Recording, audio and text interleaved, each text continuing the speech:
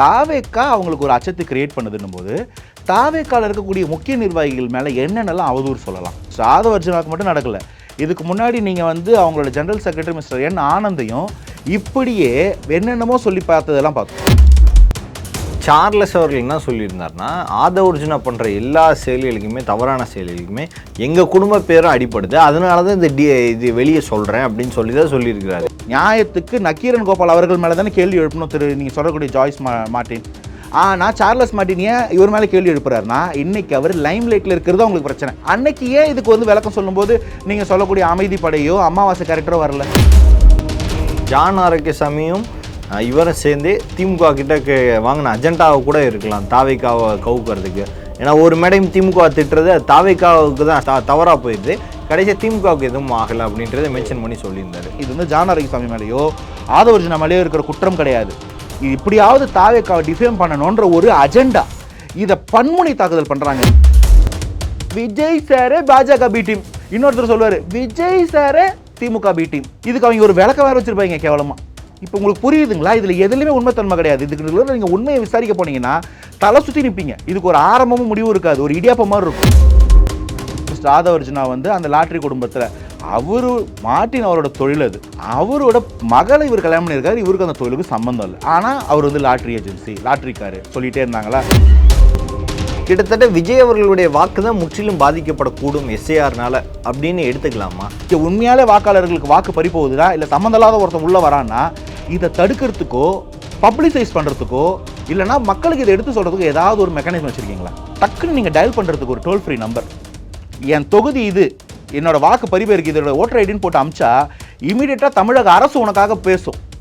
SIR வழி வழி வழின்றீங்கல்ல, ஏன் எதுவும் பண்ணல? 26 கன்ஃபார்மாக தோக்க போகுது திமுக.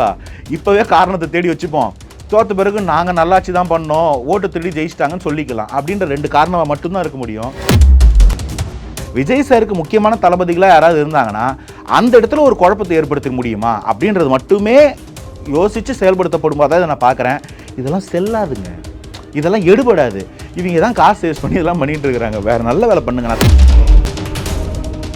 பிரைம் 9 தமிழ் நேயர்கள் அனைவருக்கும் வணக்கம். இன்றைய நமது நேர்காணல் நம்முடன் இணைந்திருப்பவர் தாவேக்காவின் ஆதரவாளர் திரு அனந்தஜித் அவர்கள். ஐயா வணக்கம். வணக்கம் ஐயா. அதாவது அமாவாசை கேரக்டர்லாம் உங்கள் கட்சிக்குள்ளே தான் இருக்குது அப்படின்னு நெருங்கிய நபர் ஒருத்தவர். ஆதவர்ஜுனா ஒரு அமாவாசை கேரக்டர், வருவாப்பில் உட்காருவாப்பில் பதவியை இடத்த பிடிப்பாப்பில், அடுத்து உட்கார்ந்துருக்கவங்களுக்கு மரியாதை கொடுக்காம இருப்பாப்பில் அப்படின்னு அவரோட மச்சான் சார்லஸ் அவர்கள் குற்றம் சாட்டியிருப்பார். கிட்டத்தட்ட ஆதவர்ஜுனா அவர்கள் ஒரு அமாவாசை கேரக்டர் தானா? இல்லை, எனக்கு இதில் முதல்ல ஒரு டவுட் ஒன்று வருது. இப்போ ஒரு பொலிட்டிக்கல் பார்ட்டியாக தாவேக்கா ஒர்க் பண்ணுறாங்க, அவங்க திமுக கிரிட்டிசைஸ் பண்ணுறாங்க, திமுக தாவேக்கா கிரிட்டிசைஸ் பண்ணுறாங்க. இது ஒரு ஜனநாயகபூர்வமான விஷயமா போகுது. இப்போது இவர் அந்த கட்சியோட ஒரு மேலாண்மை பொதுச் செயலாளர், அவரை பற்றி ஒரு இன்டர்வியூ கொடுத்து அது லைம் லைட்டுக்கு நிற்க வேண்டிய தேவை என்ன? இதை யோசிச்சிங்களா? எப்பவுமே ரீடிங் பிட்வீன் த லைன்ஸ்னு சொல்லுவாங்க. லைனில் இருக்கிற வார்த்தை மட்டும் இல்லை, அதுக்கு நடுவில் இருக்கிற கேப்ஸையும் படிக்கணும்னு. என் கேள்வி என்னென்னா, அடிப்படையில் முதல்ல அதுக்கப்புறம் நம்ம வருவோம். ஃபஸ்ட் அண்ட் ஃபார்மோஸ்ட் ஏன் இவரை பற்றி ஒரு அவதூறு பேசி, அவதூறோ இல்லை அது உண்மையோ அது அவங்க குடும்ப பிரச்சனை. நான் அவர் எனக்கு தெரியாத பர்சனலாக அவர் பேசும்போது தெரிஞ்ச ஒருத்தர் ஃபேமிலி மெம்பர் சொல்கிறாரு, அது ஆமாம் இல்லைன்னு சொல்கிறது என் வேலை இல்லை. அடிப்படையில் என் கேள்வி என்னென்னா, இப்படி ஒருத்தரை ஒரு கட்சியில் இருக்கக்கூடிய ஒரு பிரதான மாநில நிர்வாகியை பற்றி இப்படி ஒரு விஷயத்தை ஒரு இன்டர்வியூ எடுத்து அதை எடுத்துகிட்டு பிரைம் லைட்டில் வச்சு ட்ரெண்ட் பண்ண வேண்டிய அவசியம் என்னன்னு யோசிச்சு பாருங்கள். தாவேக்கா அவங்களுக்கு ஒரு அச்சத்தை கிரியேட் பண்ணுதுன்னும் போது தாவேக்காவில் இருக்கக்கூடிய முக்கிய நிர்வாகிகள் மேலே என்னென்னலாம் அவதூறு சொல்லலாம், எப்படிலாம் அந்த கட்சியில் இருக்க கட்சிக்குள்ளே. இப்போ தாவேக்காவில் விஜய் சார் இருக்காருன்னா அவர் தான் அந்த கட்சியை உருவாக்கணும். It is its own brainchild. அவர் நினச்சதால் தான் அந்த கட்சி அரசியலுக்கு வந்திருக்கு. ஆனால் அந்த கட்சியில் அவருக்கு உறுதுணையாக இருக்கிறவங்க மேலெல்லாம் பப்ளிக்கில் ஒரு டிஃபமேஷன். அதே மாதிரி விஜய் சாருக்கும் அவங்களுக்கும் ஒரு சந்தேகத்தை எழுப்ப முடியுமா, ஒரு சந்தேக கண்ணை கலப்ப முடியுமான்ற ஒரு நினைப்பில் இது ஒருத்தருக்கு மட்டும் இல்லை, இது மிஸ்டர் ஆதவர்ஜுனாவுக்கு மட்டும் நடக்கலை. இதுக்கு முன்னாடி நீங்கள் அவங்களோட ஜெனரல் செக்ரட்டரி மிஸ்டர் என் ஆனந்தையும் இப்படியே என்னென்னமோ சொல்லி பார்த்ததெல்லாம் பார்த்தோம். அவர் இப்படிப்பட்டவர், அவர் அந்த ஊரில் ரியல் எஸ்டேட்டு என்னென்னமோ சொன்னாங்க, எடுபடலை. அதே போல் இன்றைக்கி இவ்வளோ நாள் இவர் மிஸ்டர் ஆதவர்ஜுனா அந்த லாட்ரி குடும்பத்தில் அவர் மார்ட்டின் அவரோட தொழில் அது. அவரோட மகளை இவர் கல்யாணம் பண்ணியிருக்காரு, இவருக்கு அந்த தொழிலுக்கு சம்மந்தம் இல்லை. ஆனால் அவர் லாட்ரி ஏஜென்சி, லாட்ரிக்காரு சொல்லிகிட்டே இருந்தாங்களா. அதை தவிர இவங்க எல்லாரையுமே ஒருத்தரோட தனிப்பட்ட ப்ரிஃபரன்ஸ் ஆஃப் ரிலீஜியன் அதை எடுத்து பேசிக்கிட்டு இருக்கிறாங்களா. இது மாதிரி ஒவ்வொரு கட்சியும் எப்படிலாம் தாவேக்காவை பார்ட்டாக கிரிட்டிசைஸ் பண்ணலான்னு டீட்டெயில்டாக ஒர்க் பண்ணுறாங்கன்றது தான் இங்கே டேக்அவே எனக்கு. சார்லஸ் அவர்கள் என்ன சொல்லியிருந்தாருன்னா, ஆதவர்ஜுனா பண்ணுற எல்லா செயல்களுக்குமே, தவறான செயல்களுக்குமே எங்கள் குடும்ப பேரும் அடிப்படுது, அதனால தான் இது வெளியே சொல்கிறேன் அப்படின்னு சொல்லி தான் சொல்லியிருக்கிறாரு. ஸோ லாட்ரி மார்ட்டின் அப்படின்றது எங்கள் குடும்ப பேர் அடிப்படுது, ஸோ அதனால தான் அவர் வந்து தவறானவர் தான், அவருக்கு எங்களுக்கு சம்மந்தம் இல்லைன்றதை தெளிவுபடுத்துறாரு. Well taken, point well taken. எனக்கு இதில் ரெண்டே டவுட்டு. இதே அவரோட மைத்துனர் ஆதவர்ஜுனா அவர்கள் விசிகாவில் இருந்தபோதோ, திமுகவுக்கு ஒர்க் பண்ணிட்டு இருந்தபோதோ, திமுகவுக்கு முன்னாடி பிரசாந்த் கிஷோர் டீமில் ஒர்க் பண்ண முடியாது சொல்லப்படுது. இதில் எந்த காலகட்டத்தில் இது போல் ஒரு காணொலி பேசி ட்ரெண்ட் ஆச்சுன்னு கேட்குறேன். அப்போலாம் ஆதவர்ஜுனா பேர் அவ்வளோ பூம் ஆகலைன்னு சொல்கிறேன். அதனால இவங்க குடும்ப பேர் பாதிக்கப்படல. 2021 எனக்கு இது உண்மைத்தன்மை தெரியாது, வந்த ஒரு வதந்தியை சொல்கிறேன். சொன்னார் நக்கீரன் அவர்கள் இப்போ கூட அவர் பேசின பேச்சுக்கு எங்களே இழுத்து பேசியிருந்தாரு, அவருக்கு எங்களுக்கு சம்மந்தம் இல்லை அப்படின்னு இப்போ நடந்த இன்சிடெண்ட்டை பாயிண்ட் பண்ணி அவர் சொல்லியிருக்காரு. அப்போனா நம்ம என்ன பண்ணணும்? இப்போ நான் வந்து திமுகவில் ஒரு தவறு நடக்கிறதுக்கு ரெக்ஸ் பிரதரை வந்து நான் தப்பு சொன்னேன்னா நீங்கள் என்ன பண்ணுவீங்க? அடிப்படையில் என் மேலே டிஃபமேஷன் சூட் ஃபைல் பண்ணணும். உனக்கு என்னை பற்றி என்ன தெரியும்? நீ எப்படிப்பா என்னை பற்றி ஒன்று பேசுவேன்? அதுக்கும் எனக்கு என்ன சம்மந்தம்? நீங்கள் ஒன்று கேள்வி கேட்பீங்க. நான் ஒரு எக்ஸாம்பிள் சொல்கிறேன், திமுகவோட விடுங்க. ஒரு அரக்கோணத்தில் ஏதோ ஒரு பொம்பளை பிள்ளைய ஒருத்தன் கைப்பிடிச்சி இழுக்கிறான், இது தப்பாக வந்து ஹேண்டில் பண்ணுறான்னா, நான் அதுக்கு ரெக்ஸ் பிரதர் கூட அதை பற்றி இன்டர்வியூ கேட்டார், அவருக்கு சம்மந்தம் இருக்கும்னு சொன்னால் நீங்கள் என்ன பண்ணுவீங்க? மரியாதை கட்டுறோன்னு சொல்லி என் மேலே கம்ப்ளைண்ட் கொடுப்பீங்களா? டிஃபமேஷன் போடுவீங்களா? அப்போது தப்பாக டிஃபமேஷன் சொன்னவனே கேள்வி கேட்பீங்களா? இங்கே பாரு, உன்னால தான் அவன் என்ன கேள்வி கேட்குறான்னு சொல்லி அந்த அரக்கோணத்தில் இருக்கிற போய் சண்டை போடுவீங்களா? நியாயத்துக்கு நக்கீரன் கோபால் அவர்கள் மேலே தானே கேள்வி எழுப்பணும் நீங்கள் சொல்லக்கூடிய ஜாய்ஸ் மார்ட்டின். ஆனால் சார்லஸ் மார்ட்டின் ஏன் இவர் மேலே கேள்வி எழுப்புறாருன்னா, இன்றைக்கி அவர் லைம் லைட்டில் இருக்கிறது அவங்களுக்கு பிரச்சனை. இதுக்கு முன்னாடி 21 ஒரு வதந்தியாக இருக்கலாம், உண்மையாக இருக்கலாம், ஒரு பாதி கேட்டாத ஒரு உண்மை, அது வந்து உண்மைத்தன்மைன்னு மக்கள்கிட்ட விட்டுறேன். அந்த வதந்திக்கு இவங்க பதில் சொன்னாங்களான்றதுக்கு அந்த வதந்தி எடுக்கிறேன்.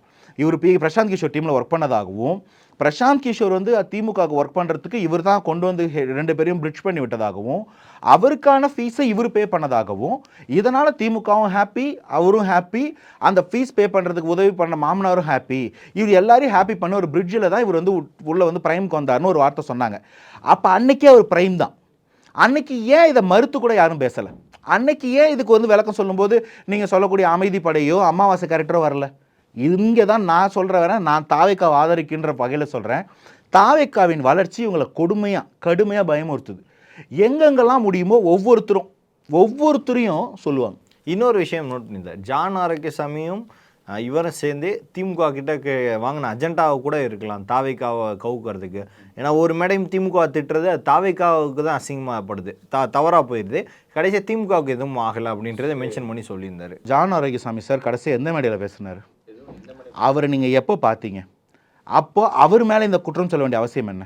இப்போ நீங்கள் ஆதவர்ஜுனா பேசினது ஒன்று சொன்னார், இந்த மாதிரி தாவேக்கா தலைவருக்கு எதிராக வந்து கடுமையான விமர்சனம் வச்சவங்கள கடுமையாக ஒரு விமர்சனம் பண்ணார், அது பார்த்தோம். அதை தாண்டி நீங்கள் ஜான் ஆரோக்கியசாமி சார் பேர் இங்கே கொண்டு வராங்க பார்த்தீங்களா? இதை தான் நான் சொல்கிறேன். இது வந்து ஜான் ஆரோக்கியசாமி மேலேயோ ஆதவர்ஜுனா மேலேயோ இருக்கிற குற்றம் கிடையாது. இது இப்படியாவது தாவேக்காவை டிஃபேம் பண்ணணுன்ற ஒரு அஜெண்டா. இதை பன்முனை தாக்குதல் பண்ணுறாங்க. இதை நான் முன்னாடி உங்களுக்கு சொல்லியிருப்பேன். பாகிஸ்தானால் வந்து நேரடியாக போரடிச்சா இந்தியாவை ஜெயிக்க முடியாது. அவருக்கு ஒரு பாலிசி அவங்க வச்சுருக்கிறாங்க, ப்ளீட் த்ரூ 1000 கட்டுன்னு சொல்லுவாங்க. ஒரு இடத்துல தீவிரவாத அட்டாக் பண்ணுவோம், இந்த இடத்துல ராணுவத்துக்கு குடைச்சல் கொடுப்போம், அந்த இடத்துல போய் நேவலுக்கு குடைச்சல் கொடுப்போம், இங்கே கோஸ்ட் கார்டுக்கு தலைவலி கொடுப்போம், நாட்டுக்குள்ளே 2 இடத்துல குண்டடிப்போம், 2 இடத்துல மக்களை த்ரெட்டன் பண்ணுவோன்னு பஹல்காம்பானே நீ டெல்லி பிளாஸ்ட் மாதிரி ஏதோ ஒன்று பண்ணிகிட்டே இருக்கிறாங்கன்னு வச்சுக்கோங்க. அது அந்த நாட்டை வீழ்த்திறதுக்கான ஒரு ஸ்ட்ராட்டஜி அவங்க பார்க்குறாங்க. நான் அது சரி தப்பு பாஜக அதுக்குள்ளே நான் போகல. இது பாகிஸ்தானில் இருக்கக்கூடிய ஒரு இந்தியாவை பற்றின ஒரு ஃபாரின் பாலிசி. அதே போல் தாவேக்காவை நேருக்கு நேர் எதிர்க்க முடியாமல் பலவேறு கட்ட தாக்குதல் இவங்க நடத்துகிறாங்க. அதில் ஒன்று இப்போ நீங்கள் பார்க்குறது, இப்போ இந்த கேள்வி நீங்கள் கேட்குறீங்கல்ல, இந்த பாயிண்ட்டை நீங்கள் கவனிக்க முடியுமா இருக்கும்? விஜய் சார் மேலே அதீத அக்கறை இல்லை. விஜய் சார் பார்த்துக்கோங்க, கூட இருக்கிறவங்க நல்லவங்க இல்லைன்னு சொல்கிற டோன்லேயே இருக்கும். வேற ஒருத்தர் இன்டர்வியூ கொடுப்பார், அந்த இன்டர்வியூ எப்படி தெரியுமா இருக்கும்? விஜய் சாரே பாஜக பி டீம், இன்னொருத்தர் சொல்லுவார் விஜய் சாரே திமுக பி டீம். இதுக்கு அவங்க ஒரு விளக்க வேறு வச்சுருப்பாங்க கேவலமாக. இப்போ உங்களுக்கு புரியுதுங்களா? இதில் எதுலையுமே உண்மைத்தன்மை கிடையாது. இதுக்கு நீங்கள் உண்மையை விசாரிக்க போனீங்கன்னா தலை சுற்றி நிற்பீங்க. இதுக்கு ஒரு ஆரம்பமும் முடிவும் இருக்காது, ஒரு இடியாப்பம் மாதிரி இருக்கும். அதை குழப்பத்தை ஏற்படுத்தி இந்த குழப்பத்தையே இவங்க வந்து மீன் பிடிச்சி இதன் மூலமாக ஒரு 2% ஓட்டு குறைஞ்சிடாதா? இதன் மூலமாக தாவேக்கால ஒரு சின்ன விரிசல் வந்தால் கூட அவங்களுக்கு லாபம். அவங்க போடுறது ஒரு சின்ன நரேஷனுங்க. இதன் மூலமாக விஜய் சார் ஆதவ் சார் மேலே ஒரு அச்சுறுத்தலையோ இல்லை ஒரு சந்தேகத்தையோ வந்தார்னா அது உங்களுக்கு பெரிய லாபம். அதுக்காக நிகழ்த்தப்படுவது தான் இந்த எல்லாமுமே. அதனால் அதுக்கு முகாந்திரம் கிடையாது, அதுக்கு பதில் சொல்கிறேன்னு வேண்டிய அவசியம் கிடையாது. அப்படியே மீறி அவர் சொல்கிறதுல ஒரு உண்மை இருந்தாலும் அது ஒரு மாமாக்கும் மச்சானுக்கும் உள்ள பிரச்சனை. நம்ம யார் அதில் நடுவில்? இது ஒரு குடும்ப பிரச்சனை, அதை அவங்க பேசி தீர்த்துக்கு போகிறாங்க. நான் தாவேக்காவை சப்போர்ட் பண்ணுறேன். தாவேக்காவில் இருக்கக்கூடிய பாலிசிஸையோ தாவேக்கா திமுக இருக்கக்கூடிய தார்மீகமோ நாளைக்கு வந்தால் என்ன பண்ணுவாங்கன்றது தான் என்னுடைய கரிசனம். அதை தாண்டி 2 பேர் குடும்ப பிரச்சனையில் போய் தலையிட வேண்டியது. அடுத்து நீங்கள் வந்து விஜய் சாருக்கும் இன்னொருத்தருக்கும் சண்டையானா அது என் வேலை இல்லை. குடும்ப பிரச்சனையில் தான் அதை சொல்லியிருந்தார். என்ன அப்படின்னா, ஃபஸ்ட்டு எங்கள் குடும்பத்தோட சொத்தை வந்து எனக்கு எங்கள் அப்பாவுக்கு இடையில் தகராறு ஏற்படுத்தி அதை டேக் பண்ணி எடுத்துக்கலாம்னு நினச்சாரு. அது நடக்கலை.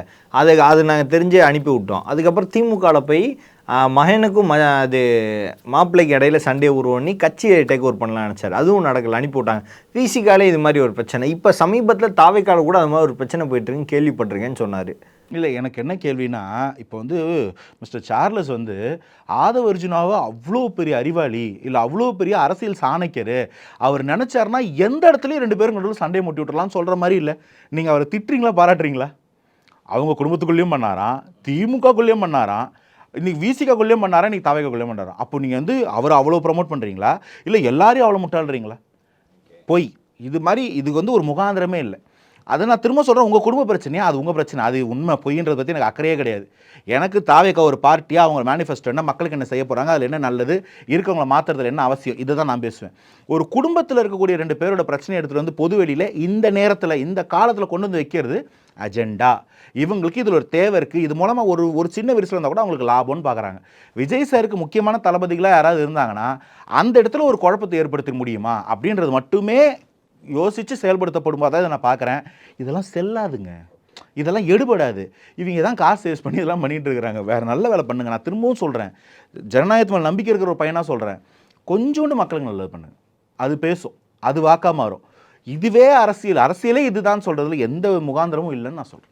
அடுத்து எஸ்ஐஆர்னால் யார் யாருக்கு எவ்வளோ பாதிப்பு அப்படின்றத ஒரு பக்கம் இருந்தாலும் 2003க்கு அப்புறம் வாக்குரிமை பெற்றவர்கள் எல்லாருக்குமே மிகப்பெரிய பாதிப்பு. அதாவது கிட்டத்தட்ட இளைஞர்கள் எல்லாருமே இளைஞர் ரேஞ்சில் இருக்கக்கூடியவங்க, கிட்டத்தட்ட விஜய் அவர்களுடைய வாக்கு தான் முற்றிலும் பாதிக்கப்படக்கூடும் எஸ்ஐஆர்னால் அப்படின்னு எடுத்துக்கலாமா? இல்லைங்க, ஆக்சுவலி எஸ்ஐஆர்ன்றது வந்து இவங்க செட் பண்ணுற நரேஷன் படி நம்ம பார்த்து இல்லை கேள்விப்பட்டு பயப்பட வேண்டிய மாதிரி ஒரு பூதம்லாம் கிடையாதுங்க. அது கான்ஸ்டியூஷன்லேயே எலெக்ஷன் கமிஷனுக்கு கொடுக்கப்பட்டிருக்கிற ஒரு வேலை. 1951 நடந்துக்கிட்டு தான் இருக்குது. தமிழகத்தில் 2003 5 காலகட்டம் வரைக்கும் நடந்து அந்த எலக்டோரல் ரோல் 2009 ரிலீஸ் ஆச்சு. இது வந்து இப்போது இன்றைக்கி பேசு பொருளாகுது இல்லையா? 2009-10 நம்மளாம் ஒன்றும் பிறக்காமலாம் இல்லை. நான் வந்து ஒரு 10th +2 படிச்சுட்டு இருந்திருப்பேன், நீங்கள் அட்லீஸ்ட் ஒரு 5வது படிச்சுட்டு இருந்திருப்பீங்க. நம்ம அன்னைக்கு இது இவ்வளோ பேசு பொருள் ஆச்சான்ற கேள்வி யோசிச்சு பாருங்கள், இருக்காது. இதை பற்றியில் ஒரே ஒரு செய்தி, நீங்கள் அன்னைக்கு செய்தி ஊடகங்கள் இல்லைன்னு சொல்லாதீங்க. 2002 நடந்த அரெஸ்ட்டு, 89 நடந்த மரணங்கள் எல்லாமே நமக்கு ஆவணப்படுத்தப்பட்டிருக்கு. இது அந்த நேரத்தில் பேசு பொருளாகவே இல்லை. இதில் இன்னொரு முக்கியமான டீட்டெயில் சொல்கிறேன். அப்போவும் இது பேசு பொருளாகல. 2003 5 வரைக்கும் எடுத்த எஸ்ஐஆரில் எந்த ஒரு பிரச்சனையும் நடக்கல. பிரச்சனை இருந்துச்சு.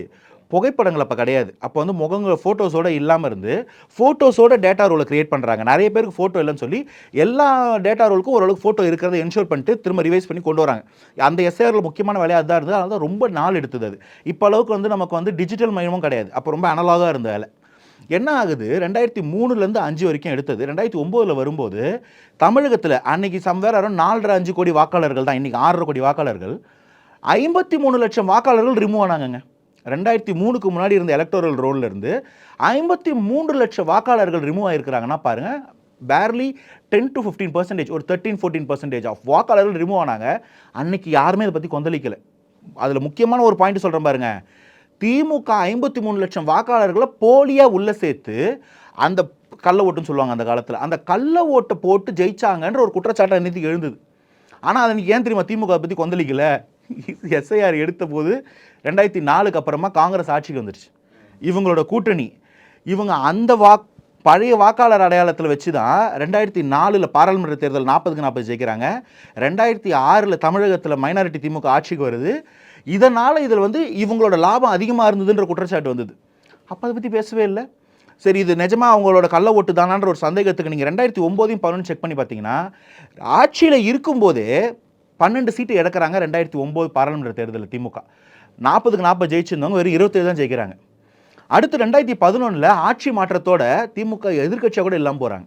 அப்போ இந்த 53 லட்சம் வாக்காளர்கள் ஓட்டுக்கள் ஒரு பெரிய வேல்யூ ப்ளே பண்ணிச்சுன்ற ஒரு சந்தேகம் எழலாமா? ஆமான்னு நான் சொல்லலை, இருக்கலாமா? அப்போது அன்னைக்கு எஸ்ஐஆருக்கு ஏன் குரல் கொடுக்கல? அன்னைக்கு 53 லட்சம் வாக்காளர்களை ரிமூவ் பண்ணும்போது ஏன் குரல் கொடுக்கல?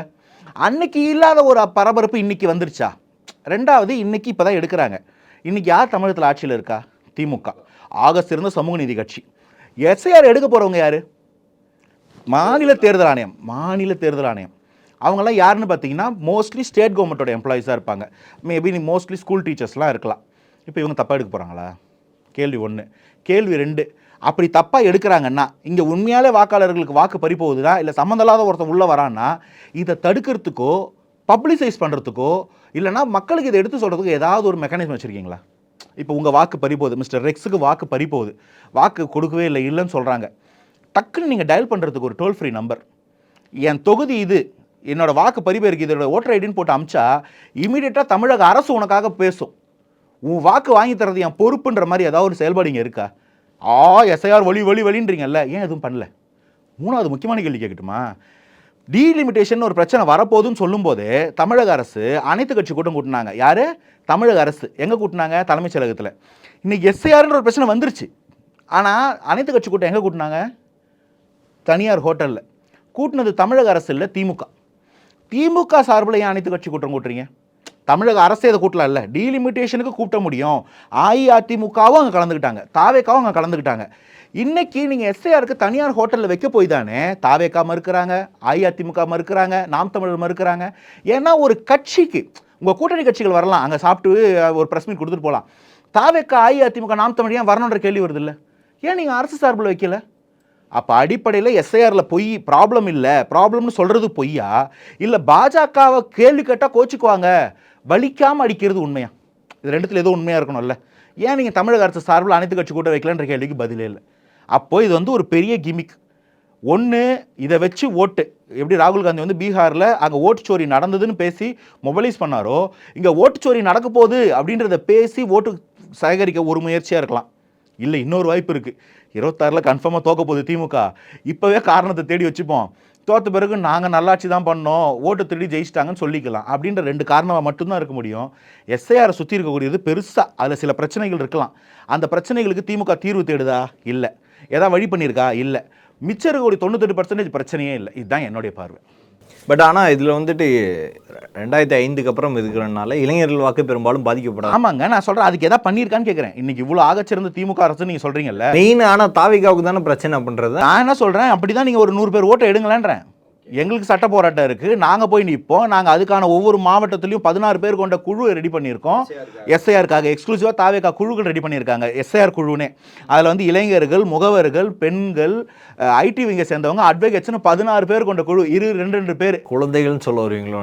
குழந்தைங்களுக்கு வாக்கு இல்லைங்க, திமுக இருப்பாங்க. மேபி திமுக குழந்தைங்களை நீ தேவை அப்படிதான் சொல்ல வரீங்க நினைச்சேன். முகவர்கள், பெரியவர்கள், குழந்தைகள். எலெக்ஷனில் யார் ஒர்க் பண்ணுவாங்க? மகளிர் அப்ரோச் பண்ணால் மகளிர் இருப்பாங்க, கோர்ட்டுக்கு போனோம் இல்லை போலீஸ்க்கு போனோம் அப்படின்னா அட்வொகேட் இருப்பாங்க. இதை ஊடகத்தில் கொண்டு போய் சேர்க்கணும் ஐடி விங் இருக்கும், மீடியா விங் இருக்கும். மக்களை சந்திக்கிறதுக்கு முகவர்கள், இளைஞர்கள், பெண்கள்.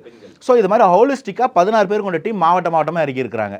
இது மாதிரி திமுக ஒன்று சொல்லுங்களேன். நான் இவ்வளோ அழகாக டேட்டா சொன்னேன், அதை ஏங்க பண்ண மாட்டீங்க? கதறிட்டே இருக்கீங்களே. பிரச்சனை பண்ணுவாங்கல்ல, பிரச்சனை பண்ணுவாங்க, பிரச்சனை இல்லை, சும்மா நம்மளை பயமுத்துறாங்க. பயப்படாதீங்க, உங்கள் எல்லாருக்கும் ஓட்டு கிடைக்கும். தைரியமாக போய் நீங்கள் எலெக்ஷனில் போடுங்க. சப்போஸ் உங்கள் ஓட்டு மறுக்கப்படுதா, உங்கள் பகுதியில் இருக்கக்கூடிய தாவேக்காவினர் அழுகுங்க, ஓட்டு வாங்கி கொடுப்பாங்க. நான் சொல்றேன், எஸ்ஐஆர்ன்றது பிரச்சனை இல்லை, பார்வையின் பார்வை.